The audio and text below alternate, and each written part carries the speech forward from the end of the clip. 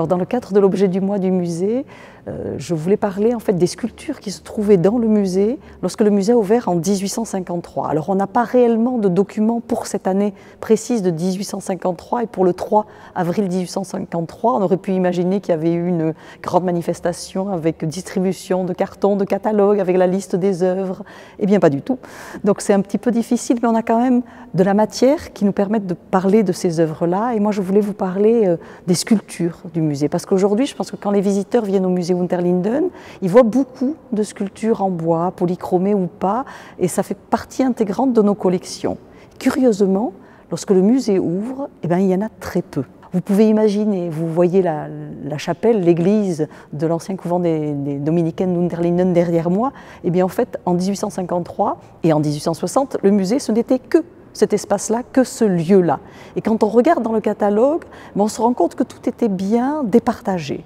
Alors, au niveau de la tribune, il y avait ce que l'on appelait les vestiges locaux, donc toutes les pièces d'archéologie étaient présentées sous la tribune, les éléments historiques étaient sous la tribune. Et dans le chœur, la partie la plus importante, il y avait la mosaïque de Bergheim, des plâtres antiques, et au mur, donc il faut s'imaginer, ça devait être énorme, il y en avait partout, et au mur, d'un côté, en pleine lumière, il y avait les peintures, et au nord, là où la lumière venait peu, il y avait les gravures et les dessins. Donc vous allez me dire, mais où sont donc les sculptures? Et c'est vrai qu'en se penchant vers le livret de 1860, on trouve enfin trace de sculptures dans cette nef. Au milieu des peintures de l'école allemande, il y a quelques sculptures, très peu en fait, qui sont citées. Il y en a 3, tout simplement. Alors il y a d'abord l'œuvre qui est l'une des plus anciennes finalement donnée pour le musée, qui est rentrée dans les collections du musée en 1842, alors que le musée même n'existe pas. C'est juste une idée des membres de la société Schongauer qui est en pleine création finalement, qui n'est même pas encore créée, mais il y a ce relief qui est assez extraordinaire, qui montre le martyre de Sainte Catherine, qui est un relief sculpté du début du XVIe siècle, qu'on attribue à l'atelier du maître Hachel, le grand sculpteur qui a réalisé le retable de Bergheim. Et on a ce petit relief qui n'est pas très très grand et qui montre la Sainte Catherine qui est agenouillée.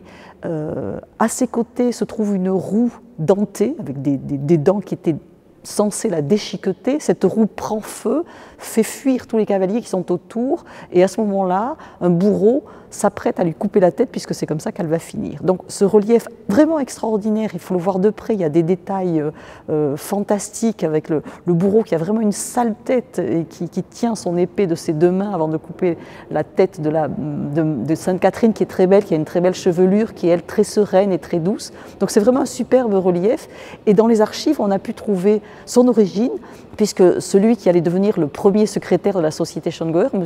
Louis Hugo, écrit un courrier au maire de Colmar en 1842 et il lui dit j'ai pu acheter deux reliefs, enfin je vous propose d'acheter 2 reliefs, je les ai trouvés auprès de particuliers colmariens, et toujours dans la lettre que Louis Hugo écrit au maire, eh bien on sait que ce petit relief venait du couvent des Catherinettes de Colmar. Donc ça, c'est vraiment très intéressant. L'autre immense ensemble que nous avons au musée en 1860, et donc qui est arrivé très tôt après l'ouverture du musée, ce sont les stalles qui proviennent quand même de la commanderie des Antonins d'Issenheim. Alors, ces stalles arrivent en 1855 et 1859 en 2 morceaux, mais les plus importantes, les reliefs sculptés qui montrent Saint-Laurent, Saint-Étienne, Saint-Joseph tenant l'enfant Jésus et la Vierge à l'enfant, avec un montage un peu bizarre, eux sont arrivés en 1855 et c'est un don de Gustav Salzmann, qui est un érudit local. Donc ces œuvres arrivent là, il y a une inscription qui dit bien que ça a été commandé par Guy Gers, le supérieur de la préceptorie d'Issenheim, celui qui a commandé le retable, qui a aussi commandé ces stalles, et qu'elle date elle-même de 1493. Voilà, 2e élément ensemble pour illustrer la sculpture dans ce musée qui vient de naître. Et le 3e, c'est une très belle œuvre. Alors ce n'est pas du bois polychromé, étonnamment c'est du stuc polychromé. On sait qu'il y avait des œuvres de cette qualité faites en cette matière, du plâtre pratiquement, qui était réalisée à la fin du XVe siècle, enfin dans le dernier quart du XVe siècle. C'est une Vierge à l'enfant très belle, un buste de Vierge.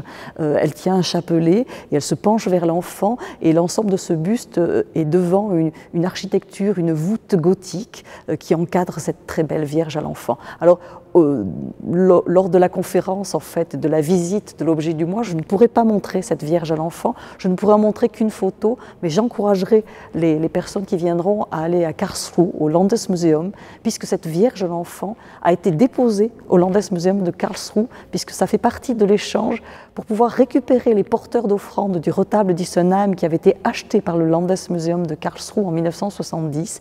On a fait un échange de dépôt et c'est comme ça aujourd'hui que nous avons les porteurs d'offrandes au sein du retable d'Issenheim. Et donc cette Vierge en buste qui était là lors de la naissance du musée, eh bien aujourd'hui est déposée à Karlsruhe.